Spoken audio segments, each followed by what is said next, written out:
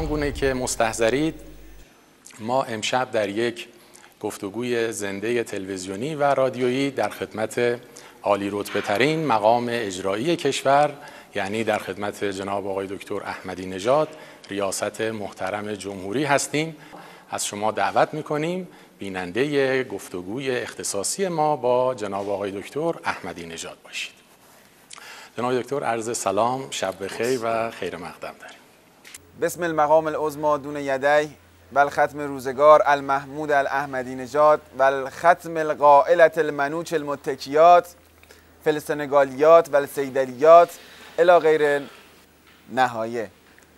اجرای قانون هدفمند کردن یارانه ها و انتقال مال مردم به جیب مقام ولایت رو به پیشگاه بقیت العظمی تبریک میگم. خیلی متشکریم. آقای دکتر اجازه فرمایید دیگه وارد بحث قانون هدفمند کردن یارانه ها و اجرای اون بشیم. در حضور جناب عالی مردم بی‌صبرانه منتظر اجرای هرچه سریعتر این قانون بفرمایید. هستند. یه بی‌صبرانه شما میفرمایید، یه بی‌صبرانه آدم میبینه.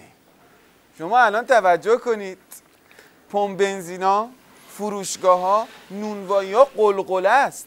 خب این استقبال توده‌ای رو شما ببینید، از کوچیک و بزرگ، پیر و جوان. حالا من یه صحنه‌ای رو دیدم که خودم تعجب کردم. داشتیم میرفتیم سوار این هلیکوپتر بشیم این سفرهای استانی. دیدم یه بچه 20 روزه که اصلا معلوم بود 30 سال میوه نخورده، لباس هیچی نداشت، کفش. اومد جلوی من، گفتم الان حتما میگه قاقالیلی پستونکی چیزی میخواد. دیدم سفت و رفت ایستاد، گفت محمودی احمدی چقدی بو میدی. بعد من پرسیدم، گفتم چی میگه این؟ گفتن یعنی محمود زودتر یارانه ها رو هدفمند کن. خب این خیلی دردآوره، خیلی دردآوره. قدری در خصوص تأثیرات اجرای این قانون بر شکوفایی اقتصاد کشور بفرمایید آقای دکتر. تأثیرات که واقعا کلانه. یعنی میخوام بگم اصلا در سطح این حتی این گفتگو هم نیست. آقا بذارید ملت ایران زندگیشون رو بکنن. خب ما میتونیم، اجازه بدید. شما یه خود صرفه جویی بکن، همینجوری دهک شکوفا میشه. حالا اصلا شما این پولا رو بذار کنار. بابا ما با همین چمن استادیوم آزادی میتونیم یه خاورمیانه رو قرمه سبزی بدیم. ما میتونیم. همین آیت الله حائری پارسال تو تلویزیون من دیدم، تو همین تلویزیون با یه استکان آب وضو گرفت، صرفه جویی کرد.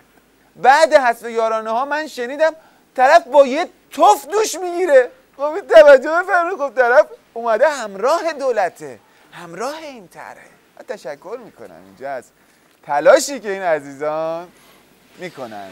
آقای دکتر چه توصیه دارید برای استفاده از این پول؟ ببین من حساب 2 تا 4 تا رو دارم میکنم. شما حسابشو بکن. ما 40,000 تومان تو حساب هر خانواده 4 نفری ریختیم. 4 تا 40,000 تومان میکنه چقدر؟ 700,000 تومان. حالا 4 دهک ملت رو بهش اضافه کن، مازادش هم بیار، میشه 4 میلیون تومان. اون 60% هم که دولت حساب میکنه رو بهش بگو، میکنه 300 میلیون، 400 میلیون، 500 میلیون تومان. بابا بذارید ملت راحت باشن. من یه بچه رو دیدم، اجازه بفرمایید شما، من یه بچه رو دیدم تو سفرهای استانی داشت آب جوش میریخت تو باغچه‌اش. گفتم چرا آب جوش میریزی؟ گفت چون چایی کاشتم. حالا انشالله چاییش هم در بیاد، ما با هم یه چایی قندپهلو بخوریم انشالله. من می‌خواستم اتفاقا از جناب عالی خواهش کنم اگه در پایان نکته‌ای مونده که فکر می‌کنید لازم هست گفته بشه و با مردم در میون گذاشته بشه رو بفرمایید که اگه جناب عالی بفرمایید. فقط حرفم با این ملت بانشاد اینه که این طرح جدیده، باید صرفه جویی کرد. مثلا من تو همون داستان بچه‌ه وقتی سوار هلیکوپتر شدم، یه خورده که رفتیم از مهندس مشایی کنارم نشسته بود، پرسیدم اسفندیار گرمته؟ گفت نه.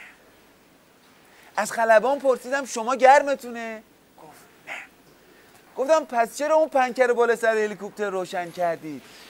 خاموش کنید. اینقدر برق مصرف نشه. اگه این صرفه جویی انجام بشه ما میتونیم گام‌های بلندی برداریم. گام‌های بلند. به خاطر همین موضوع من به کابینه، تمام وزرای کابینه سفارش کردم برای برداشتن این گام‌های بزرگ همه بیجامه بپوشن که راحت گام بردارن. بله گام‌های بعدیشه انشالله. ببینید ما ظرفیتشو داریم، بذارید مردم زندگی کنن. من مسافرت زیاد کردم، همه جارم دیدم. بر اساس آمار کارشناسای ما از هر 1 میلیون بچه‌ای که تو ایران به دنیا میاد 999,999 تاش باهوشن.